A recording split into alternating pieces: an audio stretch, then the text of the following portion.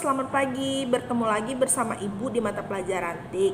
Nah, sebelum kita mulai belajar, Ibu ingatkan lagi kamu jangan lupa menggunakan masker dan selalu menjaga kebersihannya.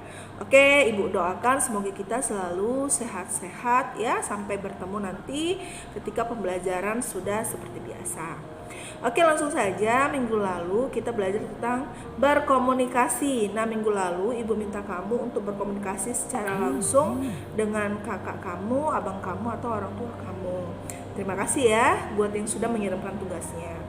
Nah, minggu ini kita belajar tentang alat komunikasi. Nah, tadi sudah saya minta kamu membaca buku kamu terlebih dahulu sambil melatih kamu membaca ya. Kamu juga mengetahui apa saja alat komunikasi yang ada. Nah, untuk alat komunikasi pertama yang ingin Ibu jelaskan adalah bel. Nah, bel, kenapa bel disebut alat komunikasi? Sebab bel dijadikan tanda atau simbol ketika kalau di rumah biasanya digunakan untuk kedatangan tamu. Jadi kalau rumahnya besar, kalau ada tamu, kalau teriak itu tidak dengar, maka biasanya rumah-rumah itu menggunakan bel. Bel berbunyi berarti ada tamu. Nah, kalau di sekolah, bel itu banyak manfaatnya. Pertama, bel itu digunakan untuk tanda kamu masuk sekolah, kamu beristirahat, dan tanda waktunya pulang.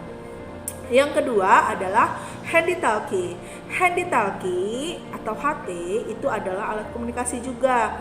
Nah, mungkin buat kamu yang tidak pernah melihat handy talkie, kamu bisa melihat melalui Google ya, bagaimana bentuknya. Bentuknya sama seperti telepon, tapi tidak perlu menggunakan pulsa. Hanya perlu menyamakan saluran frekuensi. Biasanya handy talkie itu digunakan oleh Bapak Polisi untuk berbicara bersama rekan kerjanya dengan cara menyamakan saluran frekuensi dari handy talkie tersebut. Selanjutnya, setelah handy talkie itu ada televisi. Televisi adalah alat komunikasi juga. Televisi alat komunikasi yang bisa kita dengarkan informasinya dan bisa kita lihat juga.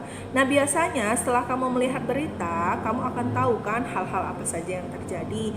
Nah, setelah televisi ada radio. Nah, bedanya dengan televisi, radio itu adalah alat komunikasi namun hanya khusus indera pendengar. Jadi kamu tidak bisa melihat orang yang sedang memberikan informasi, namun kamu bisa mendengar informasi apa yang disampaikan mereka. Oke, setelah itu ada telepon dan handphone. Telepon dan handphone merupakan alat komunikasi juga.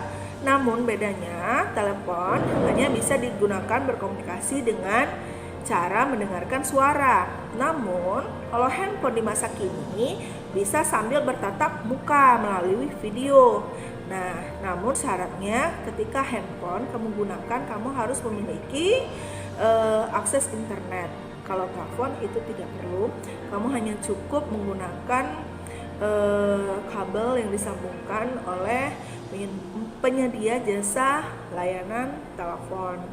Oke, kalau handphone kamu hanya perlu menggunakan pulsa dan internet ya. Bisa juga kamu jika tidak punya pulsa, kamu memanfaatkan internet untuk menggunakan handphone melalui aplikasi WhatsApp atau aplikasi penyedia jasa video call lainnya. Oke, setelah itu komputer dan laptop. Komputer dan laptop disebut dengan alat komunikasi karena kamu juga bisa mendapatkan informasi dari alat tersebut.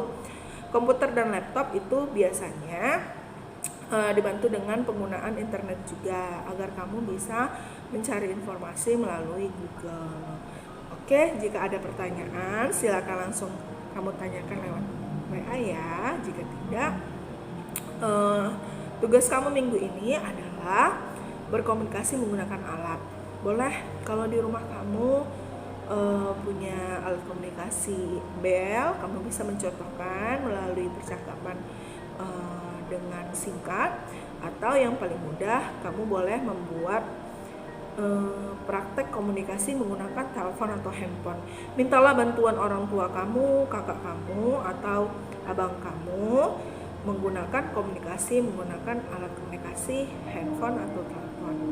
Nah, itu saja. Terima Terima kasih.